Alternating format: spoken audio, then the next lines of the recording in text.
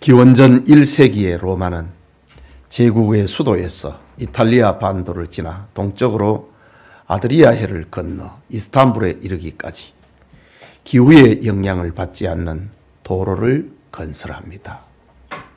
이 도로를 가리켜서 에그나티아 가도, 모든 길은 로마로라는 도로의 이름입니다. 이는 로마의 군대를 신속하게 파견하고 식민지에서 걷어들인 각종 물품을 로마로 운송하기 위함이었습니다. 에그나티아 가도는 로마 제국의 세계관을 담은 거대한 토목공사였습니다.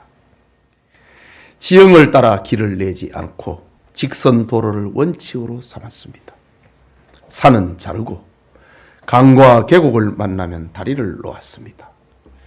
자연과 지형을 굴복시키는 황제의 능력을 보여주기 위한 토목공사였습니다.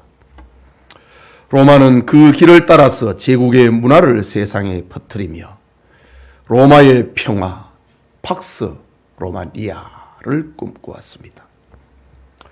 그런데 로마 제국을 위하여 만든 그 길을 따라 한 왜소한 유대인 랍비가 동쪽에서 서쪽으로 전진하고 있습니다. 그는 로마 제국 전역에 진정한 평화를 선포하는 사도 바울이었습니다. 그는 하나님의 언약에 바탕을 둔 평화, 비폭력과 사랑과 정의를 통한 평화의 도를 전했습니다. 그것은 예수님이 주 되심을 믿는 신앙의 길이었습니다. 로마의 압도적인 힘에 굴복하고 로마 문화에 동화되기를 바랐던 사람들은 바울이 전하는 구원의 도에 낯설어 했습니다. 가는 곳마다 의심의 눈총을 받았고 때로는 박해를 받았습니다. 그가 당한 고통이 얼마나 심했던지 고린도후서 1장 8절과 9절을 보면 살 소망마저 끊어지고 사형 선고를 받은 줄 알았으니 라는 상황도 있었습니다. 그런데 어떤 그의 열정이 바울에게 이 길을 가게 했을까? 그것은 일확천금의 꿈도 아니고 공명심도 아니고 정치적 입지를 다지기 위한 열정도 아니었습니다. 예수 그리스도를 통해서 우리에게 계시된 구원의 은혜에 사로잡혀 온갖 환난을 마다하지 않고 로마 제국을 누볐습니다. 십자가의 도가 멸망하는 자들에게는 미련한 것이요 구원을 받은 우리에게는 하나님의 능력이라 라는 이 고백만이 바울의 삶의 비밀을 풀 수 있었던 것입니다. 오늘은 하나님과 함께 일하는 자 1절에 나오는 말씀을 중심으로 고린도후서 강해 계속하고자 합니다. 하나님의 은혜가 우리와 함께 하시기를 소원합니다. 하나님과 함께 일하는 자, 그것은 구원의 때를 알리는 사람입니다. 본문 1절을 봅니다. 우리가 하나님과 함께 일하는 자로서 너희를 권하노니 하나님의 은혜를 헛되이 받지 말라고 했습니다. 여기 하나님의 은혜를 헛되이 받지 말라라는 말은 참 아프게 다가옵니다. 이유는 고린도 교회 성도들이 거짓 선지자들의 가르침에 너무 쉽게 그들의 말을 받아들인 사건과 연관되어 있기 때문입니다. 나중에 또 살펴보겠지만은 고린도후서 11장 4절을 보면은 만일 누가 가서 우리가 전파하지 아니한 다른 예수를 전파하거나 혹 너희가 받지 아니한 다른 영을 받게 하거나 혹 너희가 받지 아니하는 다른 복음을 받게 할 때에는 너희가 잘 용납하는구나. 하나님의 진리의 복음에 대해서는 그렇게 의심하고 그 복음을 전한 사도 바울까지 의심하면서 다른 복음을 전하는 사람들에 대해서는 어떻게 너희들이 그렇게 잘 용납하는가라는 말이지요. 또 11장 18절 9절을 보면은 너희는 지혜로운 자로서 어리석은 자들을 기쁘게 용납하는구나.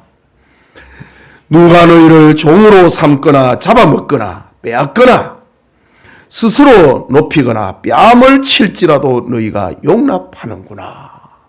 진리를 전하는 바울의 말에 대해서는 사사건건 꼬투리를 잡는데, 이단자들이 전하는 말 앞에서는 누가 너희를 종으로 삼아도 그걸 따라가고, 너희를 잡아먹어도 따라가고, 빼앗아도 따라가고, 스스로 높이거나 뺨을 칠지라도 너희가 용납하는구나. 오늘날 이단에 속한 사람들이 바로 이런 일을 당하지요. 이것을 볼 때에 고린도 교회는 바울이 전한 예수 그리스도의 복음을 외면하고 거짓 선지자, 고린도 교회에 들어왔던 대표적인 거짓 선지자는 유대주의자들입니다. 그들의 가르침에 복종하여서 구약의 질서를 따라갔음을 알 수 있습니다. 그래서 바울은 교인들에게 하나님의 은혜를 헛되이 받지 말라. 바울이 전파했던 그 복음을 받아놓고 또 왜 자꾸 이상한 걸 섞느냐 이지. 그거는 하나님의 은혜를 헛되게 하는 거다 라는 말이지요. 오직 예수 그리스도 안에서 역사하는 새 시대의 복음에 집중을 하고 예수 그리스도 안에서 하나님이 주시는 은혜 안에 거하라 라는 말입니다.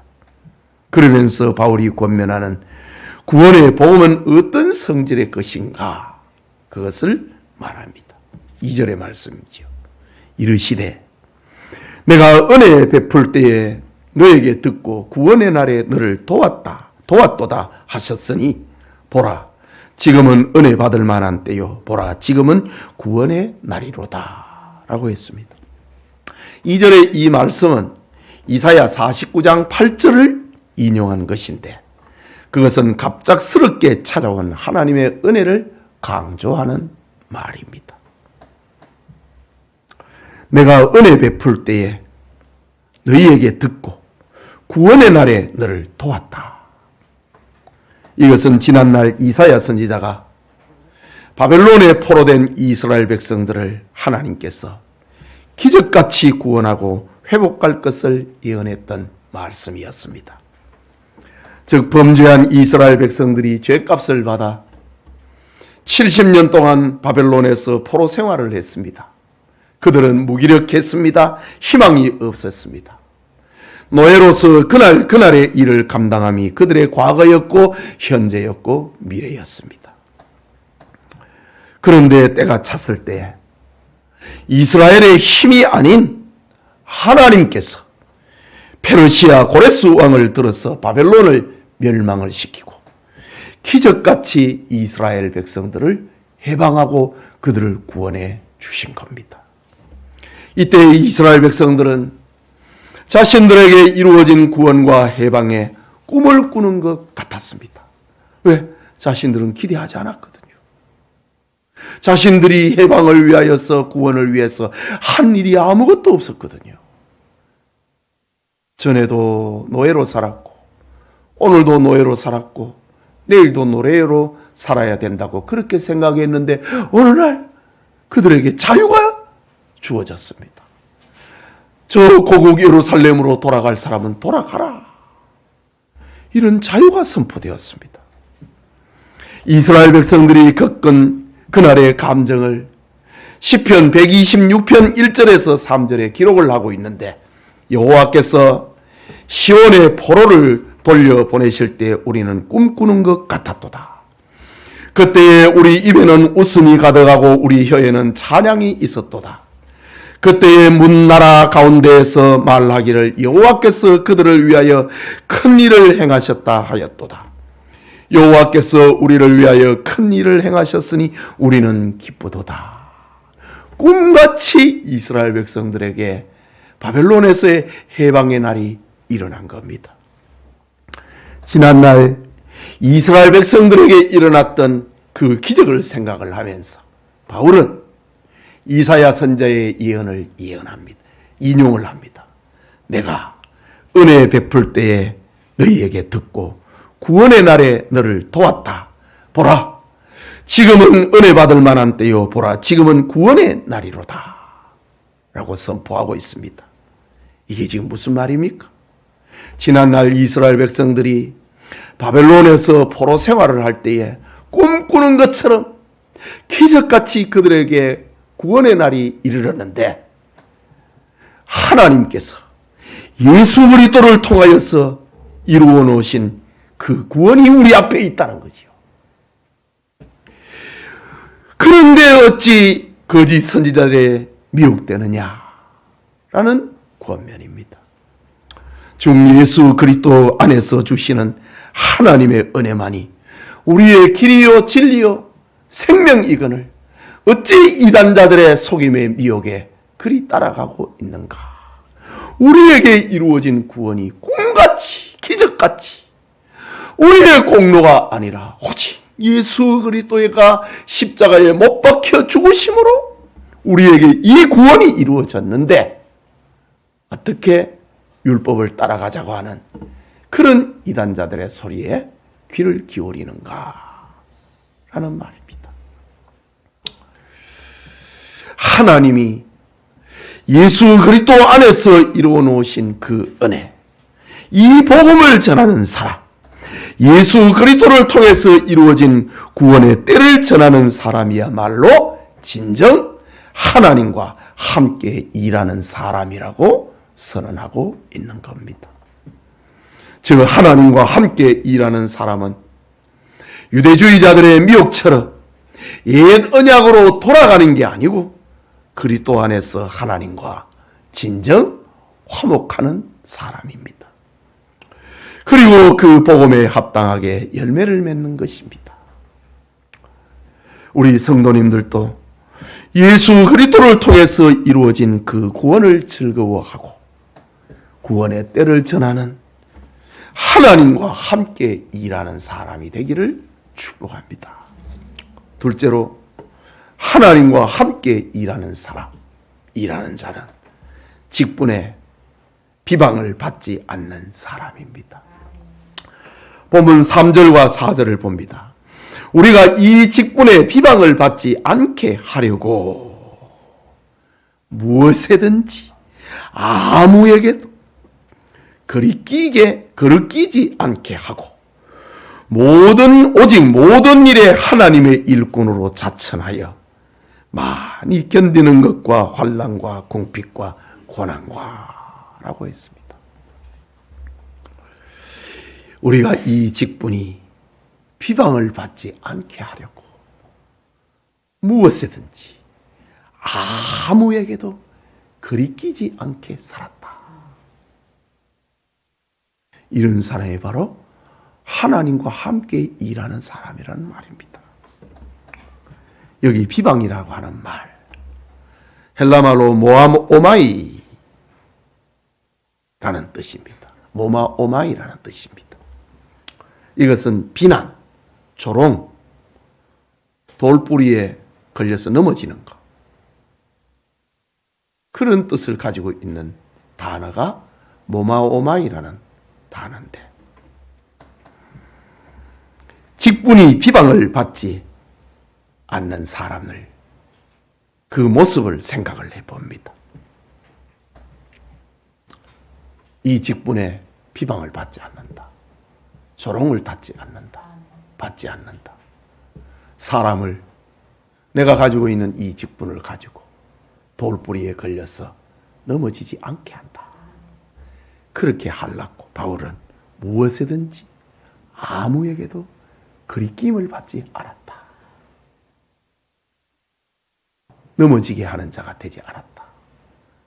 조롱을, 비방을 내 직분 때문에 받지 않게 하였다라고 합니다. 여러분, 오늘의 사람들이 교회의 직분을 존경합니까? 조롱합니까? 여러분이 받은 직분을 사람들이 축복의 통로라고 생각합니까? 아니면 돌뿌리가 되어서 교회에 오는 길을 막고 있습니까? 내가 집사가 됐다, 권사가 됐다, 장로가 됐다, 이거를 사람들이 축복의 통로로 생각하느냐, 아니면 나는 저 사람 때문에 교회 안 가, 돌뿌리에 걸리게 하고 있느냐, 이 말입니다. 왜 교회의 직분이 비방과 조롱과 돌뿌리처럼 여김을 받을까? 그것은 하나님의 은혜를 바로 받지 못하고 직분을 바로 사용하지 못하기 때문입니다. 여러분, 이현주 씨의 창작 동화 가운데 밀가루 벽돌과 시멘트 빵이라고 하는 아이들이 읽는, 초등학생들이 읽는 그 동화를 읽은 적이 있습니다. 밀가루를 싣고 빵 공장으로 가는 트럭과 시멘트를 싣고 벽돌 공장으로 가는 트럭이 나란히 고속도로를 달리고 있었습니다. 한참을 달리던 두 대의 트럭은 같은 휴게소에 들러 잠시 쉬었습니다. 운전자는 밥을 먹고 목적지로 가기 위하여 다시 트럭을 탔는데 어디선가 조금 이상함을 느꼈습니다. 트럭을 몰고 가던 두 운전자는 한참 후에야 트럭이 바뀌었다는 것을 알게 됩니다. 초등학생들의 동화라고 생각을 하고 한번 들어보십시오. 그런데 두 사람은 모두 알게 뭐야? 내 짐도 아닌데 생각을 하면서 그냥 갑니다. 결국 밀가루 트럭은 벽돌 공장으로 가고 시멘트 트럭은 빵 공장으로 가게 됩니다. 벽돌 공장에서 밀가루로 벽돌을 만들던 사람들이 이상하다라고 생각했지만은 이 시멘트는 밀가루처럼 부드럽네. 하지만 내 알게 뭐야? 무시해 버렸습니다. 빵 공장에서 일하는 사람들은 반죽하다가 뭔가 잘 뭉쳐지지 않자 고개를 갸우뚱거리습니다. 오늘따라 밀가루가 왜 이렇게 거칠지? 내 알게 뭐야? 내가 먹을 것도 아닌데. 이렇게 만들어진 밀가루 벽돌은 건물 공사장으로, 시멘트 빵은 가정으로 배달되었습니다. 얼마 후에 평화로웠던 도시에 밀가루 벽돌 건물이 우르르 무너지는 소리, 그리고 시멘트 빵을 먹던 사람들이 와자작 아야 소음으로 가득 차게 되었다는 이야기입니다. 물론 어린 아이들의 동화 속의 이야기이지만은 오늘 교회의 직분이 비방과 조롱과 걸림돌이 되고 있는 것은 이런 두 기사처럼, 두 공장에서 일하는 사람들처럼 무관심하고 무책임하기 때문에 일어나는 일인 겁니다. 이유는 하나님의 은혜를 바로 받지 못하고 그 직분을 바로 사용하지 못하게 일어나는 일이라는 말입니다. 그렇다면 바울의 자기 간증을 통해서 알려주고 있는 바른 은혜와 직분은 어떤 것일까? 하나님과 함께 일하는 사람, 그 직분은 어떤 것일까? 그것이 오늘 4절에서 7절까지의 말씀인데 우리 같이 4절에서 7절을 읽겠습니다. 오직 모든 일에 하나님의 일꾼으로 자천하여 많이 견디는 것과 환난과 궁핍과 고난과 매맞음과 간과 난동과 수고로움과 자지 못함과 먹지 못함 가운데서도 깨끗함과 지식과 오래 참음과 자비와 성령의 감화와 거짓이 없는 사랑과 진리의 말씀과 하나님의 능력으로 의의 무기를 좌우에 가지고 라고 합니다. 여기 모든 일에, 오직 모든 일에 하나님의 일꾼으로 자천하여 라는 말을 먼저 생각합니다. 이 말은 거짓 선지자들처럼 바울은 유명한 사람들의 추천서를 들고 다니지 않았다는 뜻입니다. 모든 일에 하나님의 일꾼으로 자천하여. 바울에게는 추천서는 없지만은 많이 견디는 것과 환난과 궁핍과 고난과 라고 합니다. 추천서는 없어도 자신의 신앙의 덕, 수고하는 공덕, 이것이야말로 하나님의 일꾼이라고 하는 추천서라고 하는 말입니다. 바울은 본문에서 복음을 위하여 10가지의 다양한 고난을 겪었음을 간증하고 있습니다. 그것은 많이 견뎠다고 합니다. 인내를 말하지요. 환난이라고 합니다. 궁핍이라고 합니다. 고난이라고 합니다. 매맞음이라고 합니다. 옥에 갇혔다고 합니다. 난동이라고 합니다. 참 무질서와 무법적인 폭도들의 소동, 바울은 많이 겪었지요. 수고로 바울의 작업 전도를 위하여 생업에 수고를 하고 전도하고 있는 이런 모습을 말하지요. 그리고 자지 못함과 먹지 못함이라고 합니다. 자, 우리 바울이 겪었던 이런 10가지의 그 아픔을 우리는 하나도 감당하기가 힘이 드는데, 바울은 이것이 내가 하나님과 함께 일하는 추천서라고 말합니다. 이 10가지를 겪으면서도 포기하지 않았다는 거지. 그것이 내가 하나님의 일을 하고 있는 사도의 증거가 아니며 하나님과 함께 일하는 사람이 아니냐라는 뜻입니다. 바울은 이런 고난을 받으면서도 깨끗함과 지식과 오래 참음과 자비함과 성령의 감화와 거짓이 없는 사랑과 진리의 말씀과 하나님의 능력으로 의의 무기를 좌우에 가졌다.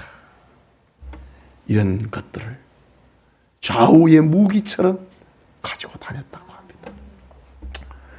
유명한 신학자 위즈비는 본문을 주석을 하면서 바울을 평합니다. 바울은 온도계가 아니고 온도 조절계였다 라고 말합니다. 즉 바울은 온갖 유의 환난에 민감해진 사람이 아니라 온도를 극복을 하며 주님의 교회를 세우고 하나님과 함께 일하는 자로 살았다는 온도 조절계처럼 살았다고 신학자 위즈비는 그렇게 바울을 평하고 있습니다. 고린도후서 11장 23절에서 27절을 보면 바울은 간증합니다. 내가 수고를 넘치도록 하고 옥에 갇히기도 더 많이 하고 매도 수없이 맞고 여러 번 죽을 뻔하였으니 유대인들에게 40회에서 하나 감한매를 5번 맞았으며 3번 태장으로 맞고 1번 돌로 맞고 3번 파선하고 1주야를 깊은 바다에서 지냈으며 여러 번 여행하면서 강의 위험과 강도의 위험과 동족의 위험과 이방인의 위험과 시내의 위험과 광야의 위험과 바다의 위험과 거짓 형제 중에 위험을 당하고 또 수고하며 애쓰고 여러 번 자지 못하고 줄이며 목마르고 여러 번 굶고 죽고 헐벗었노라. 이게 바울의 사도된 추천서라고 합니다.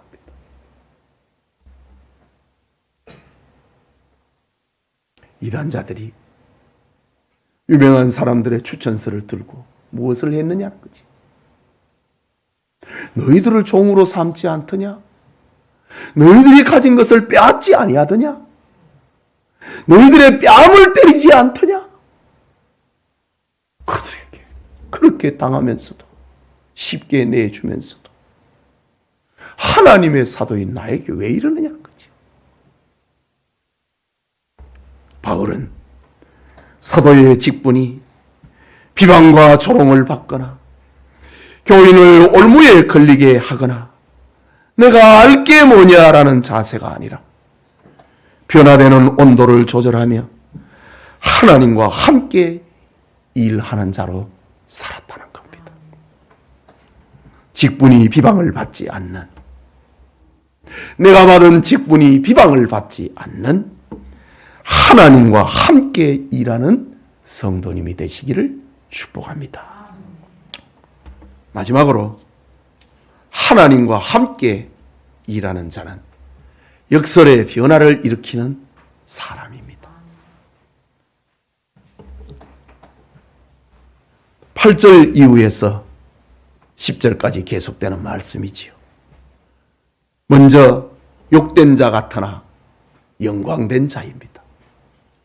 하나님과 함께 일하는 사람은 8절에 영광과 욕됨으로 그러하였으며 악한 이름과 아름다운 이름으로 그러하였으며 온갖 유의 이름을 자기는 들었다는 거죠. 바울은 사도의 직분을 수행하면서 영광과 사랑과 존경을 받을 때도 있었지만은 오해와 비방을 받을 때도 있었습니다. 하지만 바울은 욕됨과 악한 이름을 이상하게 생각하지 않았습니다. 예수님은 제자들에게 너희가 내 이름으로 말미암아 모든 사람에게 미움을 받을 것이나 끝까지 견디는 자는 구원을 얻으리라고 말씀을 했기 때문이지요. 성도의 궁극적 영광은 구원이고 천국이기 때문입니다. 욕된 자 같으나 영광된 자라고 하는 것, 하나님과 함께 일하는 사람의 별명입니다. 둘째는 속이는 자 같으나 참된 자입니다. 8절에 우리는 속이는 자 같으나 참되고 라고 합니다. 바울은 전도 현장에서 그리스도의 부활을 이야기하니 거짓말이라고 비난하고 때로는 전염병 환자처럼 취급을 받기도 했습니다. 사도행전 24장에서 보면 너는 연병이라, 전염병을 옮기는 사람이라, 그런 소리를 들었습니다. 예수님께서도 십자가에 못 박히실 때에 마태복음 27장 39절 이후에를 보면 지나가는 자들은 자기 머리를 흔들며 예수를 모욕하여 이르되 성전을 헐고 사흘에 짓는 자여 네가 만일 하나님의 아들이어든 자기를 구원하고 십자가에서 내려오라. 거짓말했지 않느냐라는 말이지요. 성전을 헐고 사흘 만에 짓는다고 했던 사람이 왜 저 위에 달려 있느냐? 내려오라 라고 조롱했습니다. 그러나 예수님의 운명과 더불어서 성소의 휘장이 찢어지고 땅이 진동하고 바위가 터지고 무덤이 열리고 자던 성도들의 몸이 일어나자 예수님을 십자가에 달아놓고 지키던 백부장과 예수를 지키던 자들은 이는 진실로 하나님의 아들이었도다 라고 말을 하게 됩니다. 그리스도인의 삶은 속이는 자 같으나 결국은 참으로 증명된다는 겁니다. 이것이 하나님과 함께 일하는 자의 특징입니다. 세 번째는 무명한 자 같으나 유명한 자입니다. 9절의 말씀이지요. 여기 무명한 자라는 말은 아군누메노이라는 단어인데 이건 무식이라는 못 배워갖고 무식이라고 하는 단어를 가리킬 때 여기에 나오는 무명한 자입니다. 즉 세상은 그리스도인의 가치를 무식하고 미련하게 여깁니다. 이유는 자신들의 지식과 다르기 때문이지요. 그러나 베드로를 보십시오. 그는 고기 잡는 갈릴리 어부 출신이었지만 초대교회의 기둥이 되고 많은 사람을 구원하는 유명한 자가 되었습니다. 사도 바울은 지금 고린도 교회에 침투한 이단자들 때문에 무시를 당하고 있지만 결국은 사도직을 인정을 받고 신약 성경의 14권을 기록함으로 교회사의 유명한 자가 됩니다. 이처럼 그리스도인들은 무식한 자가 같지만은 가장 유명한 자, 가장 유식한 자다. 이것이 하나님과 함께 일하는 사람의 특징입니다. 세 번째는 죽은 자 같으나 네 번째는 살아있는 자입니다. 9절의 말씀이지요. 죽은 자 같으나 보라 우리가 살아있고 라고 했습니다. 본서를 기록한 바울은 죽음의 위협을 여러 번 겪었지요. 강과 바다와 강도의 위협이 있었고 이고니온에서는 돌에 맞아 진짜 죽어갖고 성 밖에 내 던져지기도 했습니다. 그러나 바울은 지금 살아서 복음을 전하는 자가 되어 있습니다. 그리스도인은 죽은 자 같으나 살아있는 자다. 살아있는 자의 영원한 영광은 천국인 것이지요.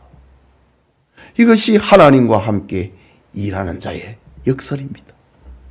다섯째는 징계를 받는 자 같으나 죽임을 당하지 않는 사람입니다. 9절에 말씀이지요. 징계를 받는 자 같으나 죽임을 당하지 아니하고 라고 했습니다. 바울을 시기하는 사람들은 바울의 고통과 시련이 지난날 교회를 핍박했기 때문에 받는 것이라고 욕했습니다. 그러나 바울은 죽지 않았습니다. 매를 맞아도 그는 죽지 않았습니다. 그는 더 많은 교회를 세우고 교인들을 살리고 신앙을 굳건하게 했습니다. 그리스도인들은 징계를 받지만은 죽지는 않는다. 망하지는 않는다. 이유는 하나님의 사랑 때문인 겁니다. 이것이 하나님과 함께 일하는 자의 역설입니다. 여섯째는 근심하는 자 같으나 항상 기뻐하는 자라고 합니다. 10절의 말씀이지요. 이단자들은 바울이 개척한 교회에 고린도 교회를 흔들어 놓았습니다. 이 일로 인하여서 바울은 근심하지 않을 수가 없었습니다. 그럼에도 바울은 기뻐하였고 성도들에게 기쁨을 가르쳤습니다. 또한 권력자들은 바울을 옥에 가두었습니다. 그러면 잠잠해질 것이라고 생각했지요. 그런데 바울은 옥에 갔었을 때 찬송을 부르고 기도를 했습니다. 전도하고 편지를 했습니다. 자유할 때는 거리를 다니면서 전도하고, 옥에 갇힐 때는 감옥에서 기도하고 편지를 써서 주의 일을 한 겁니다. 근심하는 자 같으나 항상 기뻐하는 자. 이것이 하나님과 함께 일하는 자입니다. 일곱째는 가난한 자 같으나 많은 사람을 부유하게 하는 자라고 했습니다. 10절의 말씀이지요. 바울은 세상에서 안락한 집도 가정도 자식도 없었습니다. 그럼에도 그는 행복했고 많은 사람을 부유하게 행복하게 만드는 사람이었습니다. 진정한 만족과 행복은 소유에 있지 아니하고 하나님의 자녀가 되는 존재에 있기 때문이었습니다. 적게 가졌다 할지라도 하나님의 자녀가 되고 하나님의 사랑과 은혜를 깨달으면 거기에 감격이 있습니다. 감사가 있고 기쁨이 있습니다. 하나님의 은혜와 사랑을 깨달으면 가진 것이 적어도 만족함이 있습니다. 이것이 하나님과 함께 일하는 사람의 특징이라는 거죠. 바울은 지금 자기 간증을 통해서 하나님과 함께 하는 자의 그 역설을 들려주고 있습니다. 마지막은 아무것도 없는 자 같으나 모든 것을 가진 자라고 하는 하나님과 함께 일하는 자의 역설입니다. 바울은 예수님을 만난 후 세상의 것을 다 내려놓았습니다. 그를 지배하던 야망과 지위와 명예와 재물을 내려놓고 그것을 배설물처럼 여겼습니다. 그것도 못 알아서 바울은 자신을 죄인의 괴수라고 말하기도 했습니다. 자신은 죄인인데 하나님의 은혜가 너무 크고 풍성했기 때문입니다. 자기는 모든 것을 가진 자라고 합니다. 하나님의 은혜가 바울을 이렇게 만들었다는 거지요. 바울의 자기 고백을 보십시오. 헐벗고 먹지 못하고 마시지 못하고 굶주리고 목마르고 그랬는데도 나는 다 가진 사람이라고 말하고 있습니다. 이게 하나님과 함께 일하는 자의 역설입니다. 성도 여러분, 그리고 오늘 헌신하는 일남전도의 회원 여러분, 오늘은 하나님과 함께 일하는 자라는 말씀을 살펴보고 있습니다. 하나님과 함께 일하는 사람을 역사에서 한번 살펴보고 말씀을 마치려고 합니다. 기독교가 로마 제국으로부터 박해를 받던 2세기 후반입니다. 4세기 초반까지 기독교는 박해를 받지요. 2세기 후반이니까 박해의 한가운데 있을 때입니다. 끝이 안 보일 때입니다. 이때에 500만 명의 로마 시민이 죽습니다. 전쟁이 아닌 안토니우스 역병 때문에 죽습니다. 전염병 때문에 죽습니다. 후대의 학자들은 천년두라고 말하기도 하지만 하도 고대의 이야기이기 때문에 정확하게 원인을 밝히지는 못합니다. 단지 로마의 안토니우스 황제 때에 일어난 병이라 해가지고 안토니우스 역병이라고 역사는 그렇게 칭합니다. 그들은 동방을 향하여서 파르티아 전쟁을 마치고 돌아왔는데 병사들이 옮아온 이 괴질이 15년 동안 로마의 남녀노소와 신분과 종교에 차별하지 않고 전염시켰습니다. 로마 거리의 시체들이 절비했습니다. 베루스 황제와 그의 뒤를 이은 안토니우스 황제가 전염병으로 죽습니다. 황제 2명이 전염병으로 죽는다고. 이때의 로마 인구 4분의 1이 죽었습니다. 500만 명이 죽었으니까. 관리들과 부유한 사람들은 로마를 탈출했습니다. 남은 자들은 감염이 될까 서로를 경계했습니다. 죽음의 그림자가 온 로마 제국을 덮었습니다. 이때 초대교회의 감독 키프리아는 아프리카 북부 카르타고의 감독이었는데 그는 그리스도인들에게 설교합니다. 우리가 단지 우리만을 소중히 여기고 그리스도인만을 소중히 여기고 우리끼리만 자비를 베푼다면 그것은 놀라운 일이 아닙니다. 하나님께서 관용을 베푸신 것 같이 관용을 베풉시다. 원수도 사랑합시다. 라고 설교를 했습니다. 그의 설교는 감동을 일으켰습니다.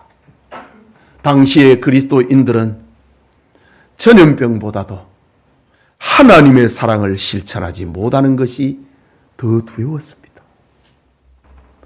성도들은 감염의 위험을 무릅쓰고 거리와 가옥에 뒹구는 시신을 거두어 장례를 치렀습니다. 병자들을 품었습니다. 노약자들을 돌봐주었습니다.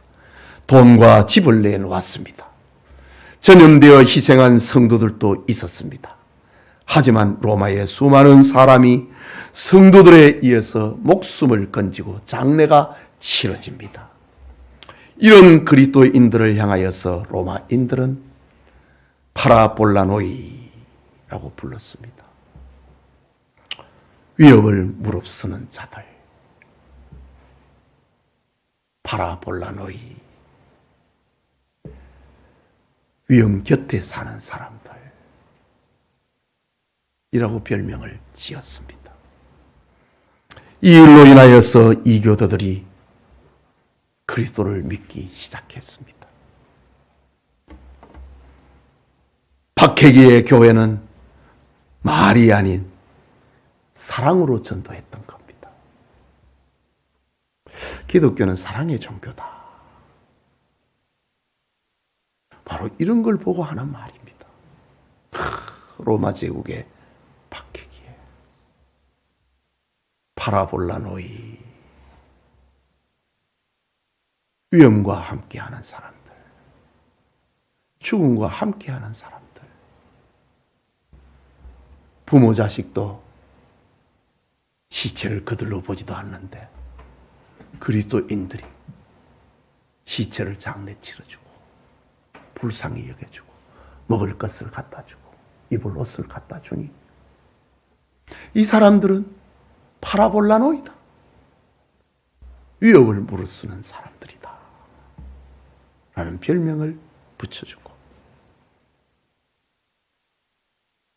나도 저 사람들과 더불어 그리스도인이 되겠다. 라고 합니다. 이것이 바로 하나님과 함께 일하는 사람들이다. 여러분, 하나님의 일꾼이 된 직분을 감당하다 보면은 때로는 자청하여, 때로는 부득불, 때로는 애매하게 고난을 당할 수 있습니다. 그렇다고 하나님을 원망하거나 직분을 포기할 것이 아니라 바울처럼 하나님과 함께 일하는 사람이 되어 더욱 감사하고 기쁨으로 직분을 감당해야 하는 겁니다.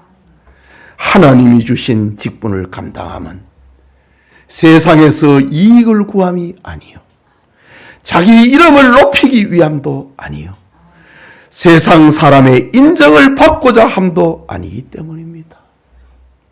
나 같은 죄인 살려주신 주 은혜가 고맙기 때문입니다. 우리의 소망은 세상이 아니라 영원한 하늘나라에 있기 때문입니다. 하나님과 함께 일하는 사람은 예수 그리스도로 이루어진 구원의 소식을 알리는 사람이요, 이 직분이 비방을 받지 않게 하는 사람이요, 인생의 판을 바꾸시는 역설의 하나님을 믿는 사람이기 때문입니다.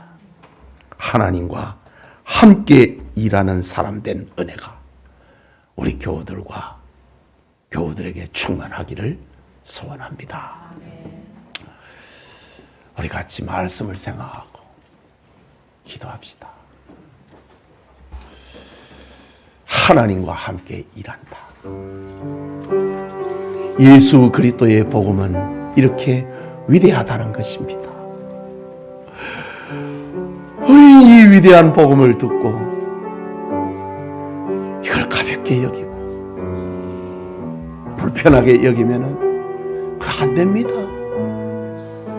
나 같은 죄인을 살려주신 주 은혜가 놀랍기 때문에 십자가의 도가 멸망하는 자들에게는 미련한 것이지만 구원을 얻는 우리에게는 하나님의 능력이라.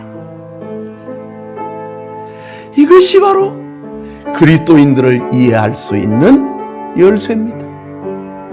이거 외에는 바울을 이해할 수가 없고 순교자들을 이해할 수가 없고 외로운 길, 좋은 길을 이해할 수가 없는 겁니다. 우리는 이 복음을 받은 사람입니다. 우리 말씀을 생각하면서 하나님과 함께 일하는 자, 얼마나 멋진 별명입니까? 우리 같이 기도합시다. 자비하신 하나님 아버지, 은혜를 감사합니다. 오늘도 주일 오후 한적한 시간에 하나님의 말씀을 강론하고 들을 수 있는 이 평화와 자유를 주신 것 하나님 감사합니다. 우리가 이 직분을 감당함은 이익을 구함이 아니요, 자기 이름을 나타내기 위함도 아니고 인정을 받고자 함도 아니고, 나 같은 죄인 살려주신 주 은혜가 놀랍기 때문에 우리는 바울이 걸어갔던 그 길을 조금이나마 닮아 보려고 애를 쓰는 것입니다. 하나님, 우리가 가야 할 길이 분명하고 선명한데 이 길을 두고 돌아가는 자 되지 않게 하시고 신자의 자리를 벗어버리고 직분의 자리를 던져버리고 그런 어리석은 자가 되지 아니하도록 하나님 우리에게 은혜 베풀어 주시옵소서. 하나님, 오늘은 일남전도에 헌신 예배를 드리는데 우리 교인들 뿐만 아니라 우리 일남전도의 회원들이 하나님과 함께 일하는 사람들이 다 되게 하여 주시옵소서. 하나님이 주시는 기쁨과 평안과 즐거움이 넘쳐나고 또 넘치도록 역사하여 주시옵소서. 하나님 아버지, 감사합니다. 주님의 말씀을 받았습니다. 하나님과 함께 일하는 자로 살게 하옵소서.